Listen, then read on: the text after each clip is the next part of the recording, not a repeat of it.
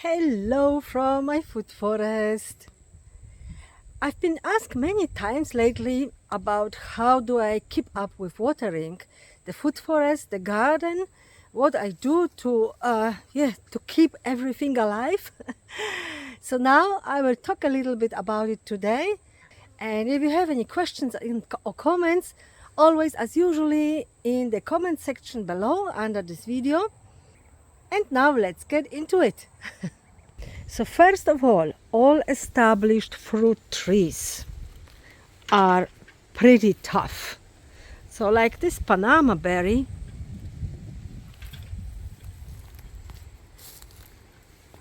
looking very good, lots of berries, lots of new flowers and new growth, as you can see.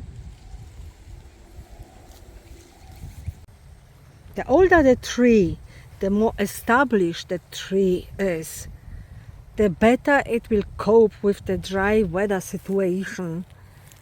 So the first sign that the tree needs some water will be hanging leaves, which is not the case here. But let's have a look somewhere else.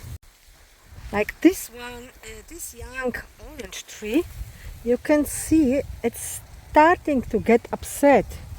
So the leaves are tending like to cool, get together and starting to hang down. So this is the indication for me that I have to get into it today and water it. And deep watering is always the best.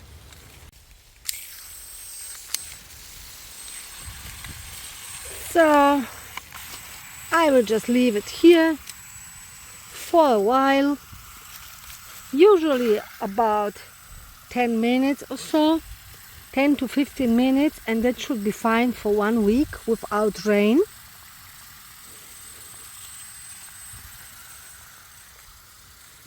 And usually I'm doing my jobs in the garden while the water is running, so I don't forget about it. The next thing I want to talk about is mulch. So mulching is super important. This is actually the grass I pulled out, which was like this here, and it's working as a mulch now, nicely decomposing, protecting the soil and keeping the soil nice and cool. But when you are mulching, no more than 10 centimeters in height, because 10 centimeters is the most.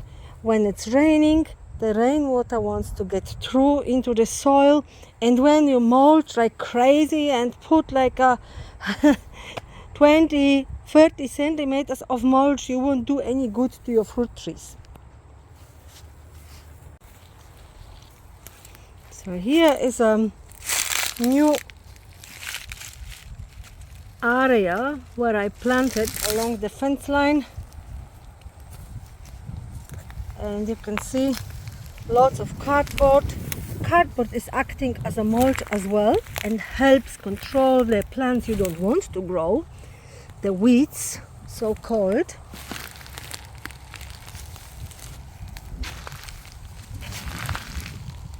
And it's also keeping the soil nice and moist. Very nice. So I'm saving lots of watering time and water in here as well. I will make an update about my new additions very soon. So look at this beautiful, I think it's a 3 or 4 years old pomegranate. I only watered it once and we didn't have rain, I'm not sure, but I think it's definitely 1 month or longer. And the temperatures are already nearly 30 degrees Celsius. Well established, happy and healthy, lots of new growth, lots of flowers everywhere. And I think we already have the first fruitlet. And only water it once in this entire time. But in saying this, I also have lots of mulch and living mulch. So this is the longevity spinach I've got growing in here. It's acting as a mulch as well. So this is helping a lot too.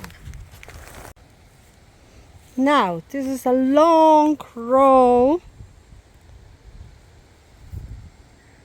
of fruiting bushes and young fruit trees and some cherry tomatoes in between and some other greens and perennial spinaches and I've got this soaking hose. When you buy one, buy a good one. So this one got, I think it's a 3 years warranty. And it's already a second year in here and working very well. So I just connected it and you can see and hear probably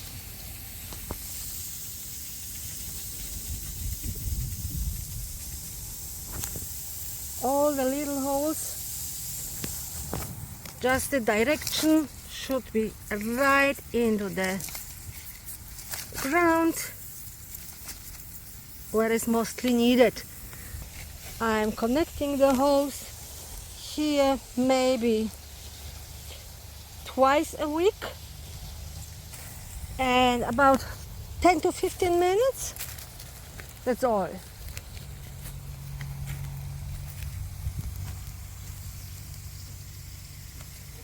And it's going right there where it should go. And it's working very well. Thinking about watering and how you get the water into the plants while planting new seedlings, putting new seeds into the ground, it's also very important. So like here, for example, this is the area where we had our pig for 6 months. So she fertilized beautifully this area and moved the soil so it was pretty much ready for planting. So I planted my seedlings. I grew from seed, by the way. I planted all the seedlings along the fence line.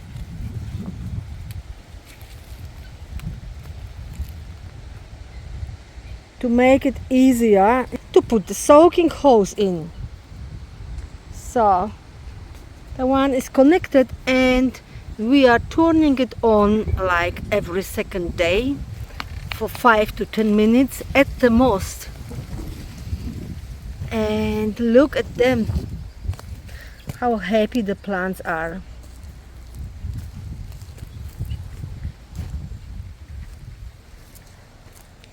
So that was the reason why I planted everything in one row or in 2 rows, like here along the fence line. So I will be able to put the soaking hose in. The pumpkins will anyway expand and they will all grow and cover this entire area within a couple of months, most likely. So like here with the this is one soaking hose and I just keep it in place when I go around the corner with a rock. And the veggies are happy. Let's go to the veggie patch, to the garden beds. We have a good area of pumpkins here growing, pretty large area. So I'm also never standing here and holding the water hose and and watering the garden bed here. I just put somewhere the hose like this. I know that the beginning of the plant is somewhere near there, but pumpkin is putting always new roots, and anyway it will get the water. While I'm working in the garden or making or harvesting something, or checking what's going on, so I let it in here for a few minutes. Depends for how long I didn't water in here, and yeah, usually once a week is enough for a few minutes. And look the result. We have plenty of pumpkins. This is, by the way, the pumpkin that survived winter, luckily. Look at this, and look at that. I think we have about 10 pumpkins, and this is just one plant. Not complaining here. By the way, the indication that you have to water your plants, it's at the latest when you see the leaves are like upset or starting to hang down. So you will notice this is the time where you have to. But when the leaves are like happy and healthy like this and standing up and pushing new growth, so yeah, all good. Now the raised garden beds.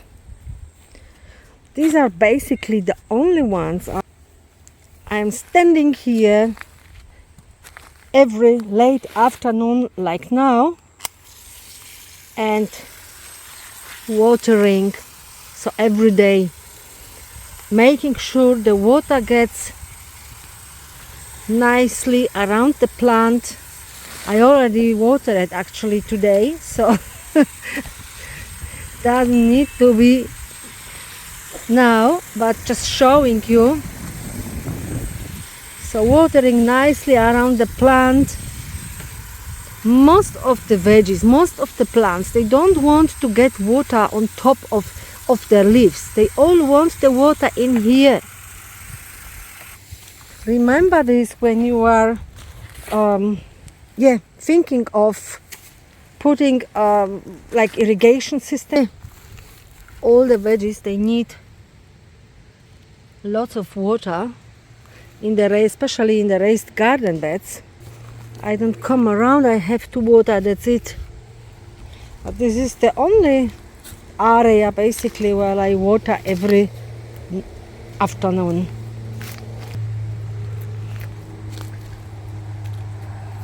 But this is also really nice to be here, like for a few minutes and have a look at the plants while watering. If they need something, I always notice like new tomatoes needing some netting bags,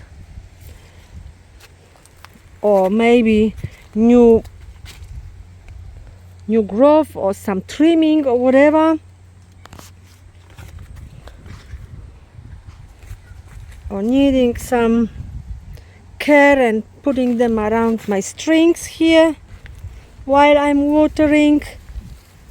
Or I see new tomatoes that I have to harvest.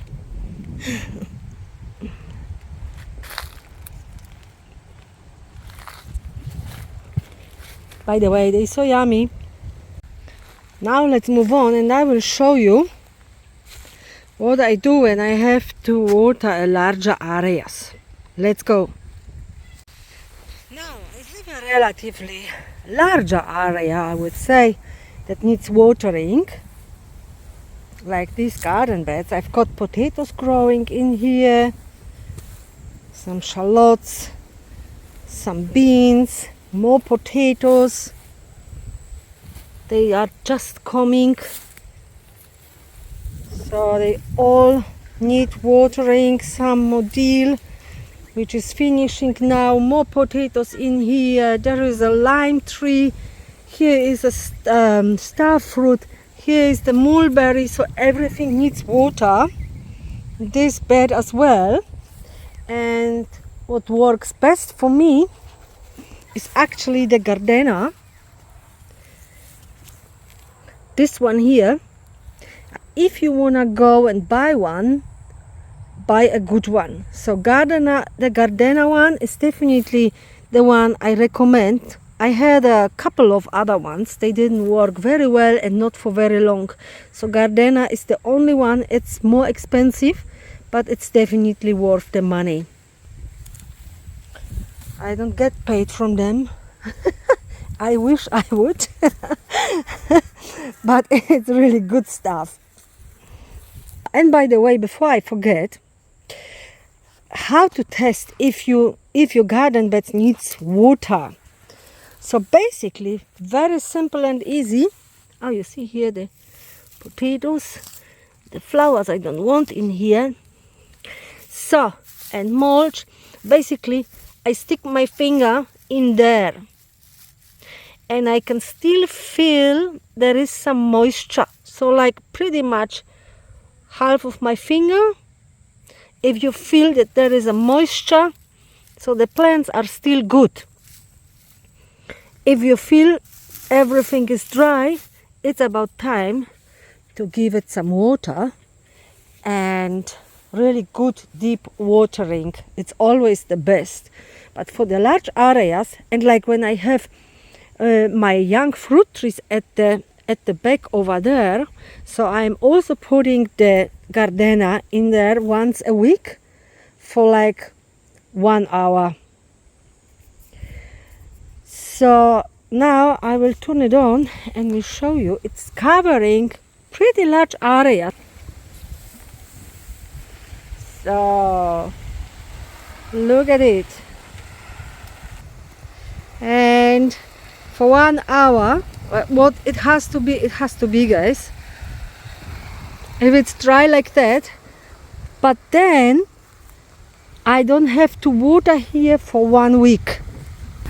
And that's basically how I get on top of it. And of course mulching. But always before you mulch, water your garden.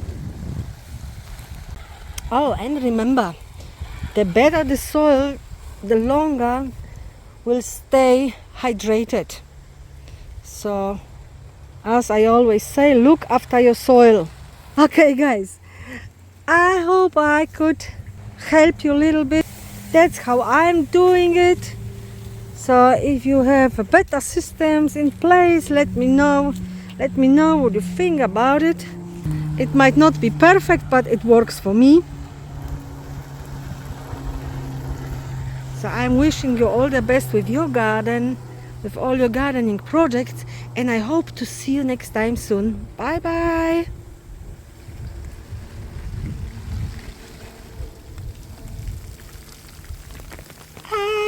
Will it be wet again?